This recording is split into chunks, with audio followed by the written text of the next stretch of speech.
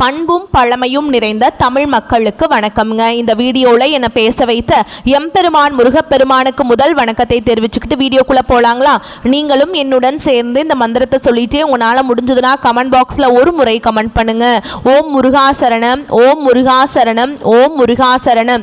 என்னை காக்கும் கந்தா கடம்பா கதிர்வேலா, நீதான் என்னை நம்பி இந்த வீடியோ பதிவை பார்க்க வந்தவங்களை கூட நின்று காப்பாற்றணும். அவங்க கஷ்டம் நஷ்டம் எல்லாம் விலகி சந்தோஷமா இருக்க நீதான் ஐயா பொறுப்பு. ஜோதிடம் என்னும் மகா கலை மூலம் நாம் இன்று இணைந்துள்ளோம். இந்த கலையில துலாம் ராசி நேயர்களுக்கு என்னெல்லாம் நடக்க போகுது, அவங்க வாழ்க்கை நல்லபடியா மாறுமா மாறாதா, அவங்க பிழைக்க ஒரு வழியாவது நீ இருக்கா என அனைத்து விஷயங்களையும் விலாவரியா பேச போறோங்க. அதற்கு முன்னாடி சப்ஸ்கிரைப் பண்ணாதவங்க மறக்காம சப்ஸ்கிரைப் பண்ணிக்கோங்க. அப்படியே பெல் பட்டனையும் கொடுத்து ஆல் அப்படிங்கிற ஆப்ஷனையும் தேர்ந்தெடுத்து வைங்க. அப்பதான் நாங்க போடுற ஒவ்வொரு பதிவும் உடனே உங்ககிட்ட வரும். இந்த வீடியோ பதிவு எதுக்குன்னு பார்த்தீங்கன்னா 2025 இன்னும் ஒரு மாசம் தாங்க மிச்சம் இருக்கு. 11 மாசத்துல நடக்காதது அப்படி என்ன நல்லது இந்த மாதத்துல நடக்கும் அப்படின்னு கேட்டீங்கன்னா அதுதாங்க நம்மளுடைய இறுதி வாய்ப்புங்க. இந்த காலகட்டத்தில் உங்களுக்கு கிடைக்கிற நல்ல விஷயங்கள் எப்பவுமே இனி திரும்ப கிடைக்காதுங்க.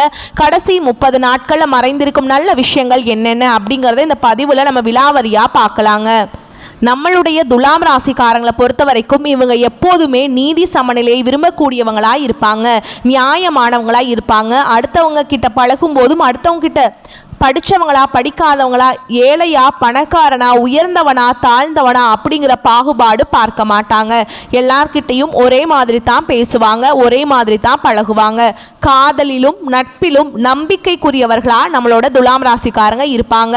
அழகாக நடக்கும் நபராக இவங்க இருப்பாங்க. எல்லாரையும் இணைக்கும் பாலம் இவங்களா இருப்பாங்க. அன்பும் அமைதியும் நிறைந்தவங்களா இருப்பாங்க நம்மளோட துலாம் ராசிக்காரங்க. இவ்வளவு அழகான அற்புதமான நற்குணநலன்களை கொண்ட துலாம் ராசிக்கார அன்பர்களே, எல்லாரும் சந்தோஷமா இருக்கீங்களா?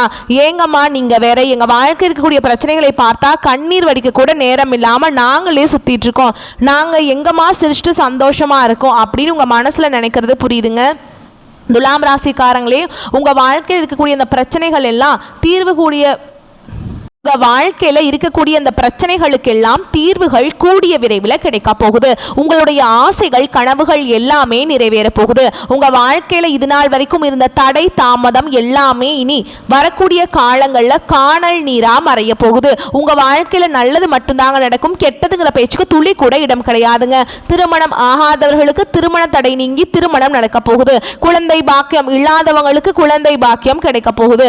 பூர்வீக சொத்து ரீதியா இருந்த அனைத்து பிரச்சனைகளுக்கும் தீர்வு கிடைக்க போகுதுங்க. உங்களுக்கு வரவேண்டிய பூர்வீக சொத்து உங்க கையில வந்து சேரப்போகுது. துலாம் ராசிக்காரங்களே, சனி பகவான வழிபாடு செய்யுங்க.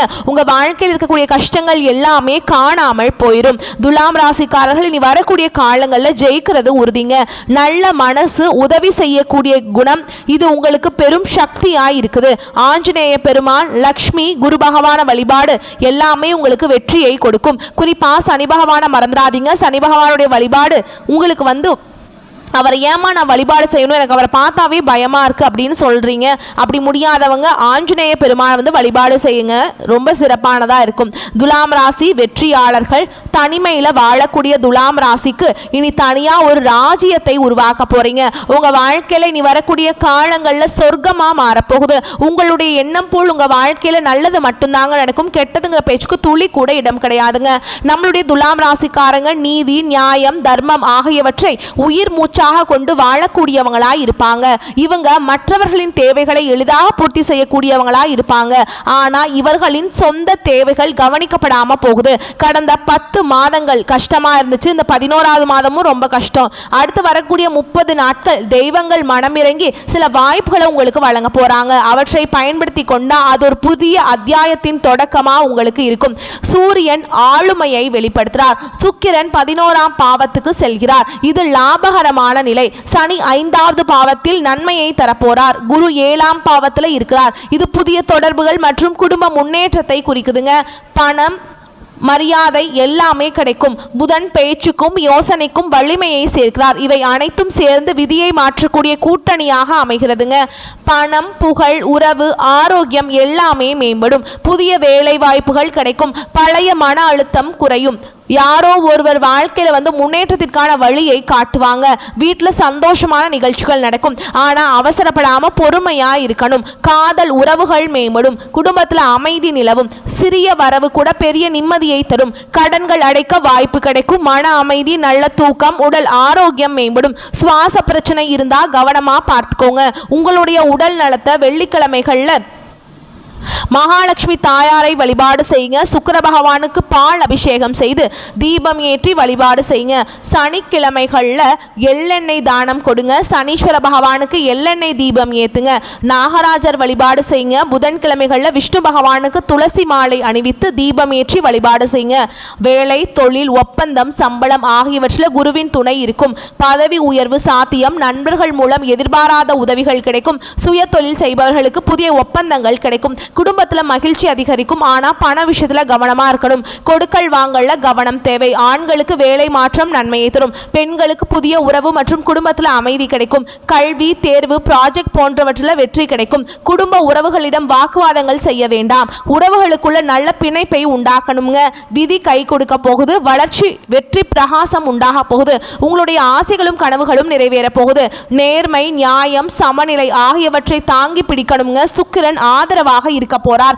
கவர்ச்சி, பேச்சு, தன்னம்பிக்கை அதிகரிக்கும். புதிய வேலை, புதிய திட்டம், புதிய தொடர்புகள் ஏற்படும். குடும்பத்தில் பழைய மனக்கசப்புகள் குறையும். மாணவர்கள் கூர்ந்து கவனிக்கும் திறன் அதிகரிக்கும். போட்டி தேர்வுகளுக்கு தயாராகலாம். யோசனைகளை எல்லாரிடமும் சொல்லாதீங்க. சிலர் பொறாமைப்படலாம். நேரத்தை வீணடிக்காதீங்க. அதிர்ஷ்டமான கதவு திறக்க போகுது. உள்ள செல்லுங்க. வாய்ப்புகளை பயன்படுத்தி கொள்ளுங்க. யாரையும் நம்ப வேண்டாம். பொறுமையா இருங்க. வாழ்க்கையில நடந்தது எல்லாமே ஒரு காரணத்துக்காக தான் கஷ்டப்பட்டீங்க. இப்போது சந்தோஷமா இருக்க போறீங்க.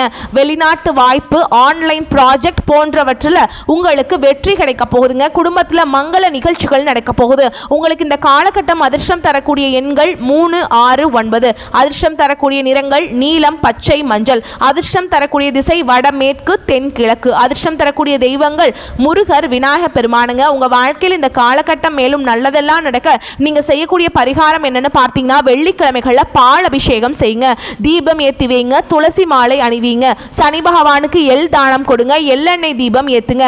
பசுமாட்டுக்கு பச்சை கீரை தானம் கொடுங்க. புதன்கிழமைகளில் துளசி மாலை அணிவித்து பெருமாளுக்கு தீபம் ஏற்றி வழிபாடு செய்யுங்க. உங்க வாழ்க்கையில் இருக்கக்கூடிய அனைத்து பிரச்சனைகளும் காணாம போயிடும். துலாம் ராசிக்காரங்களே, நியாயத்தையும் சமநிலையும் நம்புங்க.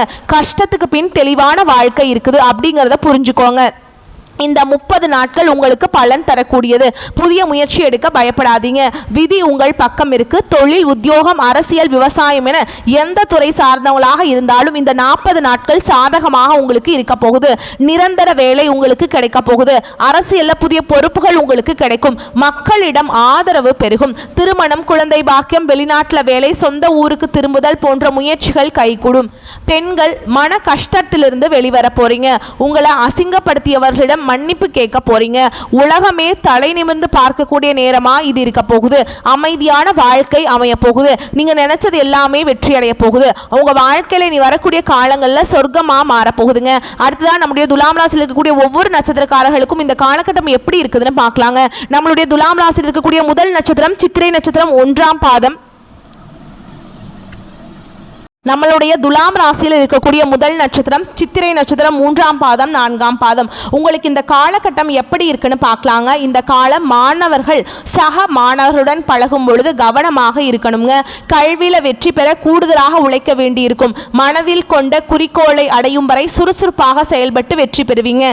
கெட்ட கனவுகள் உண்டாகலாம். எதிர்பாராத இடமாற்றம் ஏற்படும். உஷ்ணம் சம்பந்தமான நோய் ஏற்படலாம். அதனால உடல் நலத்தை ஆரோக்கியமா பார்த்துக்கணும். உங்களை விட்டு சென்ற உறவுகள் இனி வர காலங்களில் உங்களை தேடி வர போறாங்க. குடும்பத்தில் இது நாள் வரைக்கும் இருந்த அனைத்து பிரச்சனைகளுக்கும் தீர்வு கிடைக்க போகுதுங்க. உங்களுடைய கனவுகள் நனவாக போகுது. திருமணம் ஆகாதவர்களுக்கு திருமண தடை நீங்கி திருமணம் நடக்க போகுது. குழந்தை பாக்கியம் இல்லாதவர்களுக்கு குழந்தை பாக்கியம் கிடைக்க போகுது. பூர்வீக சொத்து ரீதியா இருந்த அனைத்து பிரச்சனைகளுக்கும் தீர்வு கிடைக்க போகுதுங்க. அடுத்ததான் நம்மளுடைய துலாம் ராசியில் இருக்கக்கூடிய நட்சத்திரம் சுவாதி நட்சத்திரம். உங்களுக்கு இந்த காலகட்டம் எப்படி இருக்குன்னு பார்க்கலாங்க. இந்த காலகட்டத்தில் எதிர்பார்த்த பணம் கைக்கு வர தாமதமாகும். அதனால் திடீர் பண நெருக்கடி வரலாம். இடம் பொருள் அறியாமல் பேசுவது பேசுவதால் அடுத்தவர்களிடம் மனஸ்தாபம் உண்டாகலாம். அதனால் ஒருத்தவங்க கிட்ட பேசும்போதும் சரி, இந்த சொல்லை சொல்லலாமா சொல்லக்கூடாதா, இதனால் நமக்கு ஏதாவது பிரச்சனை வருமா, நம்மளை சுற்றி இருக்கவங்களுக்கு ஏதாவது பிரச்சனை வருமா அப்படின்னு 1க்கு 2 முறை ஆலோசனை பண்ணி செயல்படுறது உங்களுக்கும் நல்லதுங்க, உங்களை சுற்றி இருக்கவங்களுக்கும் நல்லது. தொழில் வியாபாரத்தில் திடீர் செலவுகள் உண்டாகும். பண வசூல் தாமதப்படலாம். வீண் அலைச்சல்கள் இருக்கும். உத்தியோகத்தில் இருப்பவர்களுக்கு தேவையற்ற பணம் செலவிட நேரலாம். அதே மாதிரி பயணம் செல்லவும் நேரிடலாம். கூடுதல் பொறுப்புகள் உங்களுக்கு அதிகமாக இருக்கும்.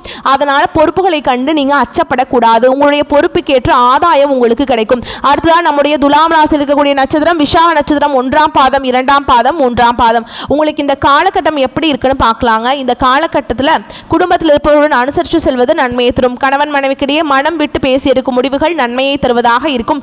பிள்ளைகளின் எதிர்காலம் பற்றிய கவலைகள் உண்டாகலாம். எதிர்பாராத செலவு உண்டாகும். அடுத்தவர்கள் பழகுவதில் கவனம் தேவை. பண வரத்து தாமதப்படும். கலைத்துறையினர்களுக்கு சோதனைகள் மிகுந்த காலகட்டமாக இருக்கும்.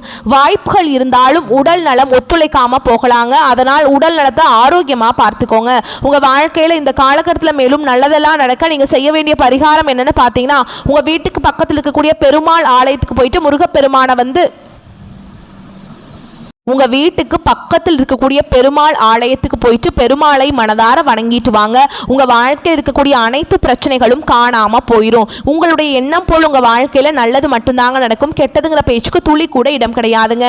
நியாயமும் நேர்மையும் கொண்ட துலாம் ராசிக்கார அன்பர்களே, உங்க வாழ்க்கையில் இந்த காலகட்டம் சாதகமான பலன்கள் அடுக்கடுக்கா நடக்க போகுது.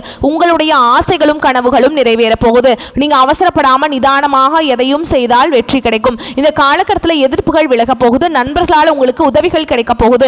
புதிய நபர்களின் நட்பு உங்க வாழ்க்கையில மிகப்பெரிய மாற்றத்தை ஏற்படுத்த போகுதுங்க. உடல் நல பாதிப்பு ஏற்படலாம். கொஞ்சம் உடல் நலத்தை ஆரோக்கியமா பார்த்துக்கோங்க. ஏற்கனவே செய்த ஒரு செயலை நினைத்து நீங்க வருத்தப்பட நேரிடும். அதனால எந்த ஒரு செயலை செஞ்சாலும் 1க்கு 2 முறை ஆலோசனை பண்ணி செயல்படுறது உங்களுக்கு ரொம்பவும் நல்லது. பயணங்கள் செல்ல நேரிடலாம். தந்தையின் உடல்நிலையில கவனம் தேவைங்க. தொழில் வியாபாரம் தொடர்பாக சில முக்கிய முடிவுகள் எடுப்பீங்க. வியாபாரம் தொடர்பான வழக்கு விவகாரங்களை தள்ளி போடுறது நல்லது. எதிர்பார்த்த லாபம் கிடைத்தாலும் பண தேவை ஏற்படும். உத்தியோகத்தில் இருப்பவர்கள் கூடுதலாக பணியாற்ற வேண்டி இருக்கும். மேல் அதிகாரிகள் உங்களுக்கு உறுதுணையாக இருப்பாங்க. குடும்பத்தில் ஏதாவது வீண் விவகாரங்கள் ஏற்பட்டு நீங்கும். கணவன் மனைவிக்கிடையே திடீர் கருத்து வேறுபாடுகள் உண்டாகலாம். அதனால் கணவன் மனைவி இருவருமே விட்டு கொடுத்து செல்றது உங்களுக்கு ரொம்பவுமே நல்லதுங்க.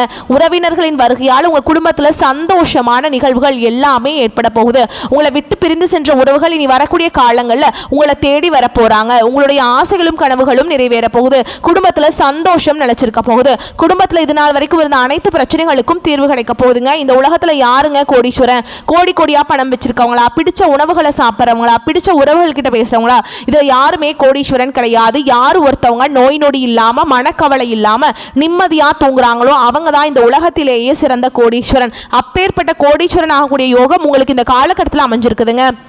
உங்கள் வாழ்க்கையில் இனி வரக்கூடிய காலங்களில் கவலை கண்ணீர் அப்படிங்கிற பேச்சுக்கெல்லாம் துளி கூட இடம் கிடையாது. இது நாள் வரைக்கும் உங்களுடைய மனசில் இருந்த மனக்கவலைகள் எல்லாம் இனி வரக்கூடிய காலங்களில் காணாமல் போக போகுது. நீங்கள் சந்தோஷமான ஆரோக்கியமான வாழ்க்கையை இனி வரக்கூடிய காலங்களில் வாழ போகிறீங்க. உங்கள் வாழ்க்கையில் சந்தோஷம் நிலச்சிருக்க போகுதுங்க. நீங்கள் இந்த நிமிஷம் வரைக்கும் உங்களுக்காக வாழ்க்கையை வாழ்கிறதே கிடையாது. உங்களை சுற்றி இருக்கவங்களுக்கு பயந்து தான் வாழ்க்கையை வாழ்ந்துட்டுருக்கீங்க. நம்ம இந்த செயலை செஞ்சால் நம்மளை சுற்றி இருக்கவங்க நம்மளை பற்றி தப்பாக நினச்சிருவாங்களோ, இந்த சொல்ல சொன்னால் நம்மளை பற்றி அவங்க தப்பாக நினச்சிருவாங்களோ அப்படின்னு அடுத்தவங்களை கண்டு பயந்து வாழ்க்கையில எந்த ஒரு செயலையும் செய்யாம ஒரே இடத்துல நீங்க முன்னேறாம நின்றுட்டு இருக்கீங்க.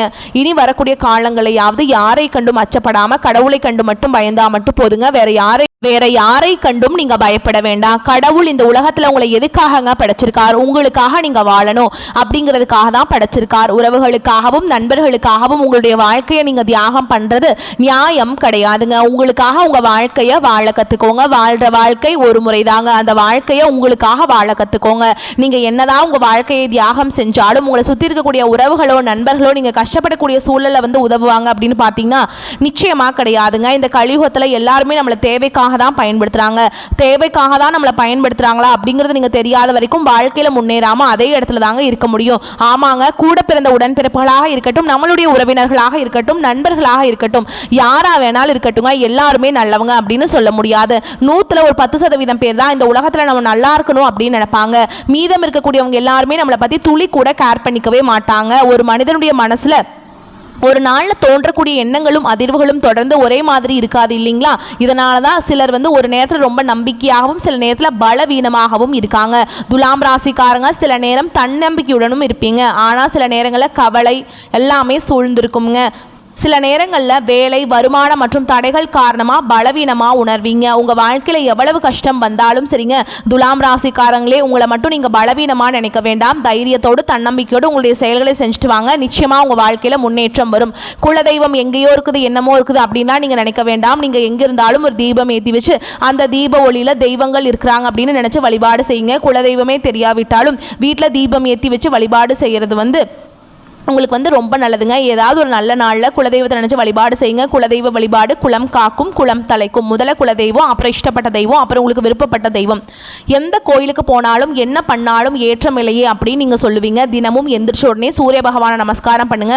அவங்களுடைய அனுகிரகம் இருந்தால் போதும். மற்ற கிரகங்கள் எல்லாம் சாதகமாக இல்லைனா கூட பரவாயில்ல, அந்த சூரியனுடைய பிரகாசம் உங்கள் வாழ்க்கையவே பிரகாசமாக மாற்றிடும். அந்த வெளிச்சம் உங்களை சேரும். உங்கள் வாழ்க்கையில் இருக்கக்கூடிய கண்ணீர் எல்லாம் கரைஞ்சு போயிடும். தேவையற்ற நபர்களுடன் பழக்க வழக்கம்லாம் வேண்டாம். அதெல்லாம் பழக்க வழக்கம் வச்சு நேரத்தை வீண் செஞ்சிடாதீங்க. யார் பேச்சையும் கேட்க வேண்டாம், ஓகேங்களா? நீங்கள் யார் பேச்சை கேட்க வேண்டும் என்பதில் நீங்கள் ரொம்ப கவனமாக இருங்க. மன அழுத்தம் மற்றும் தூக்கமின்மை ஏற்படலாம். கொஞ்சம் பார்த்து ஜாக்கிரதையாக உடல் நலத்தை பார்த்துக்கோங்க. தினமும் காலையில் 6 மணிக்கு தியானம் செய்யுங்க. நீங்கள் தூங்கினாலும் பணம் தரக்கூடிய தொழில்களையும் வேலைகளையும் உருவாக்குங்க. இனிமையாக வாழ்க்கையை வாழுங்க. இளமையாக இருக்கும் போதே உங்கள் முன்னேற்றத்தை உறுதி செய்யுங்க. சனிக்கிழமைகளில் சனி பகவானுடைய வழிபாடு உங்களுக்கு ரொம்ப நல்லதுங்க. உங்கள் வாழ்க்கையில் நல்லது மட்டும்தாங்க நடக்கும். மனிதனாக பிறந்த ஒவ்வொருவருக்கும் ஆசைகள் இருக்க தான் செய்யும். அந்த ஆசைகளை நம்ம நினச்சா மட்டும் பத்தாதுங்க. முழு மனசோடு நம்மளுடைய ஆசைகளை அடைவதற்கான வழியை ஒவ்வொரு நாளும் என்ன பண்ணணும்னு யோசிச்சு அதற்கான திட்டங்களை தீட்டி உழைச்சிக்கிட்டே இருக்கணும். உழைச்சா நிச்சயமாக நம்மளுடைய ஆசைகள் எல்லாமே நிறைவேறும். உங்கள் வாழ்க்கையில் வரக்கூடிய காலங்களில் உங்களுடைய அனைத்து ஆசைகளும் நிறைவேறப் போகுது. அப்படி ஒவ்வொரு மனிதனுக்கும் இருக்கக்கூடிய பொதுவான ஆசை என்னென்னு பார்த்தீங்கன்னா 16 செல்வங்களையும் அடைந்து வாழணும் அப்படின்னு தான் ஒவ்வொரு மனிதனுடைய ஆசையும் இருக்குதுங்க. பணம் வேணும், பதவி வேணும், புகழ் வேணும், கௌரவம் வேணும் அப்படின்னு தான் ஒவ்வொரு மனிதனும் தினமும் வாழ்ந்துட்டு இருக்கான்.